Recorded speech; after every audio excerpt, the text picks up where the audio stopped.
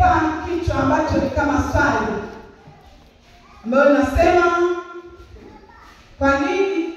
Kwani unajua upo kwa nini? Kwa nini upo hapa? Kwa nini upo hapa? Ni kama swali kwamba kwa nini upo hapa? Mshike jirani yako mwambie, kwa nini uko hapa? Yamkini unaweza ukawepo mahali hapa hujajua ni kwa nini upo hapa. Lakini ninayo mambo machache ambayo Mungu amenipa kwamba nikwambie ni kwa nini uko hapa. Upo kwa kusudi la Mungu. Hujaja wewe mwenyewe binafsi au kwa kutaka wewe au kwa kuchagua wewe. Ni Mungu amekuleta mahali hapa. Ndio maana tutasoma kinasema kwa nini uko hapa? Kwa sababu kila mtu Mungu amemtoa huko alipokuwa, amemuokoa na akampa mchungaji na akampeleka mahali husika ambapo yeye Mungu alipachagua na Mungu alipenda awepo mahali pale. Haleluya. Amen. Kwa maana hiyo kila mtu, hakuna aliyejua kwamba, hata nikiwauliza hakuna aliyeandika barua ya kuomba awepo mahali hapa, kuabudu mahali hapa kanisa la EAGT chini ya mchungaji au askofu wetu Ndunguru. Hakuna. Ila tu ni neema ya Mungu imejikuta, Mungu amekuleta mahali hapa. Wengine tumekuja tuna mizigo yetu, Mungu ametufungua mahali hapa. Wengine tulikuwa tukiabudu mahali fulani, lakini Mungu ametuleta mahali hapa. Kwa sababu hiyo lipo kusudi wewe kuwepo mahali hapa. Haleluya. Lipo kusudi la Mungu wewe kuwepo mahali hapa. Sio kusudi la mwanadamu, wala sio kusudi la mchungaji, wala sio kusudi la viongozi wa kanisa, lakini lipo kusudi la Mungu wewe kuwepo mahali hapa. Kama lipo kusudi la Mungu wewe kuwepo mahali hapa, basi utulie ili ulitimize lile kusudi la Mungu kwenye maisha yako. Amen. Amen. Basi naomba tusome andiko letu la kwanza, Yohana. Kama nitapata mtu kusoma haraka ili tukongoe wakati. Injili ya Yohana sura ya 15 mstari wa 16.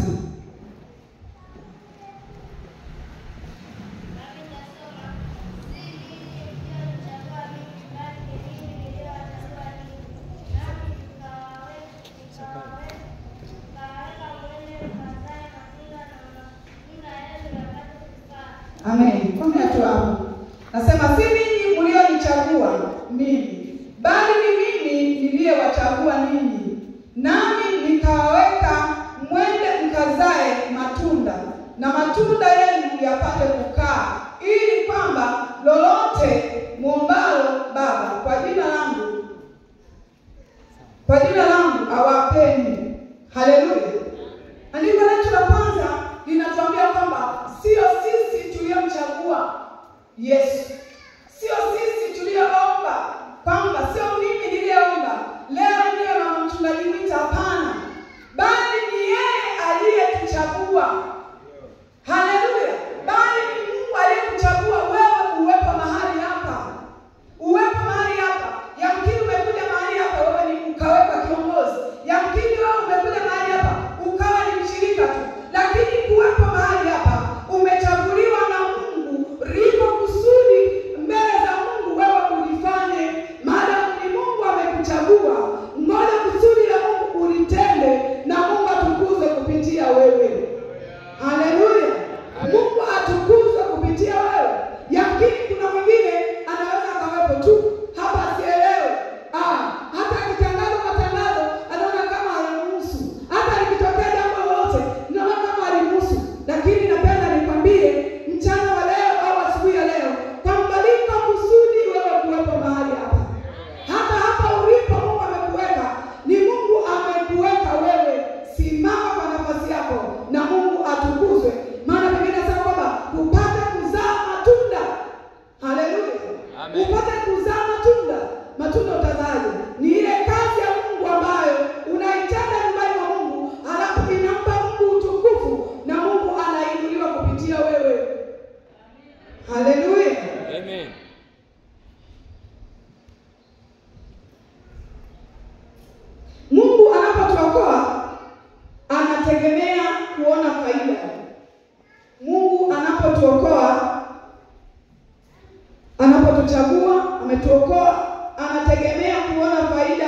kwako au kuona faida kwangu.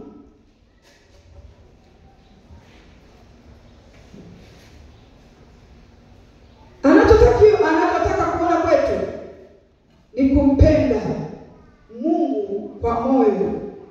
Anachotaka kuona kwenye maisha yetu ni kumpenda Mungu kwa moyo. Ili ufanye hata majukumu mengine ya kimungu au mtumikie huyu Mungu au maabudu katika roho, lazima uwe kwanza unampenda Mungu.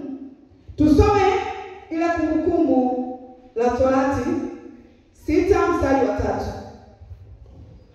Kumbukumbu la Torati 6 mstari wa 3. Watatu inasema, sikiza basi, Israeli, ukaangalie kuzitenda, upate kufanikiwa, mpate kuongezeka sana, kama Bwana Mungu wa baba zako alivyokuahidi, katika nchi ijayo maziwa na asali. Ndio. Mstari wa 4. Endelea. Sikiza Israeli, Bwana Mungu wetu, Bwana ndiye mmoja.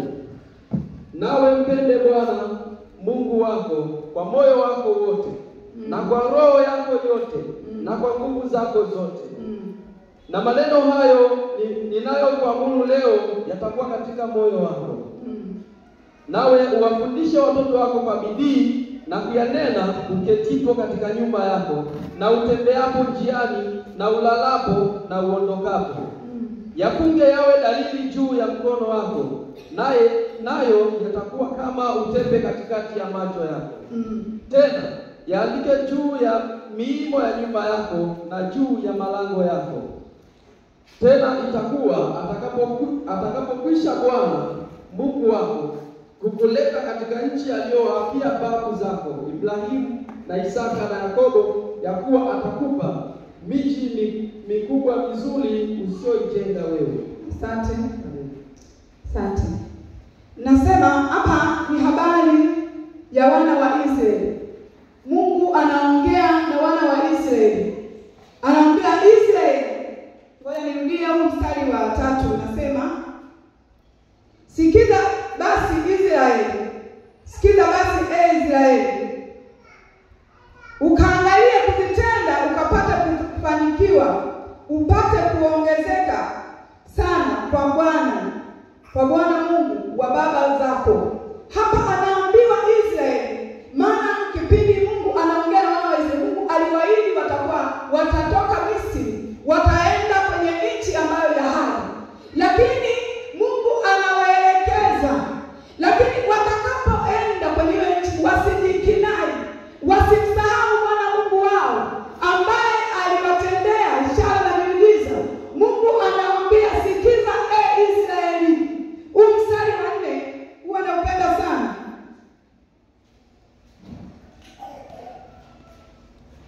Anasema, sikiza Israeli, Bwana Mungu wetu, Bwana ndiye mmoja. Nao mpende Bwana Mungu wako kwa moyo wako wote, na kwa roho yako yote, na kwa nguvu zako zote. Mstari wa 5. Na maneno ya haya ninayokuamuru leo yatakuwa katika moyo wako, kwamba sikiza Israeli, umpende Bwana Mungu wako, umpende. Kama kanisa, Mungu ametuchagua, Mungu ametutoa huko tuliko ili tuwemo nyumbani kwa Bwana. Kwanza lazima tumpende huyu Mungu kwa moyo kutoka ndani. Lazima utambue ni nani unayemwabudu, ndipo unaweza kufanya yake. Lazima utambue na umpende. Mtu unayempenda lazima utajitoa kwa ajili yake. Mtu unayempenda lazima utaadibika kwa ajili yake. Ndio Biblia inasema kwamba umpende Bwana Mungu wako kwa moyo wako. Haleluya. Wakati mwingine tunaweza tukakutana na mambo mengi, tunaweza tukakutana na changamoto, lakini hizo changamoto zisitutoe kumpenda huyo Mungu. Maadamu ametuchagua, lazima pendo letu na Mungu liwepo, kumpenda huyo Mungu. Ukimpenda huyo Mungu, utasimama katika maeneo yote bila kutetereka. Utailinda imani, utasimama wewe binafsi. Hata kama kutakuja na changamoto, utarudi nyuma, maadamu unamjua unayemwabudu. Haleluya. Anawaambia na Israeli,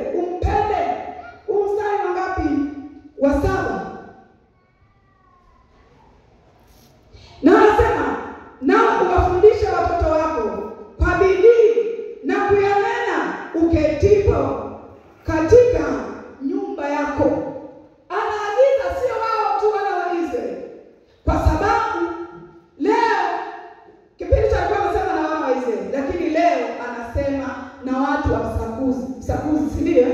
Na kanisa la msakuzi, kwamba umpende Mungu na pia unene uketipo na watoto wako, uyafunge moyoni mwako, pia ukawapashe habari watoto wako, ukawaambia huyu Mungu alipokutoa, ukaambia matendo makuu ya Mungu wa watoto wako, ukaambia Mungu amefanya nini kwenye maisha yako hao watoto wako.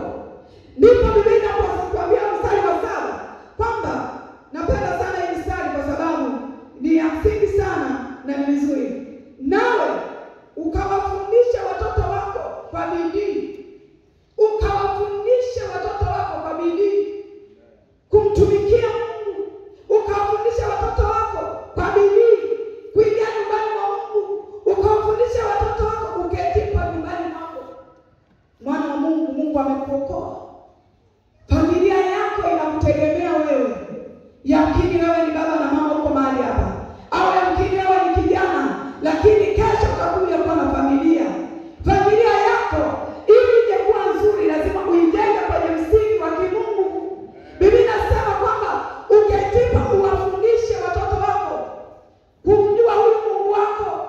Maana yake leo ukweli tunapoelekea, imani imeharibika, kuna michanganyo ipo. Tusiposimama tukawafundisha watoto wetu, lazima watachanganyikiwa wenyewe zaidi. Lakini wao ambao wanamjua Mungu, Biblia inatukumbusha kwamba tukawafundisha watoto wetu kumjua Mungu, tukawafundisha watoto wetu kumtumikia Mungu, tukawafundisha watoto wetu kuja nyumbani mwa Bwana, tuwaingize kwenye idara ya watoto, wamtolee Mungu, wamtumikie Mungu, watakuwa wakimjua Mungu wao. Haleluya. Amen. Tukimbie hapo.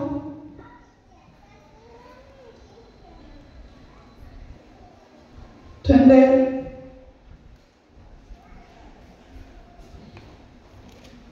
tambua kuwa katika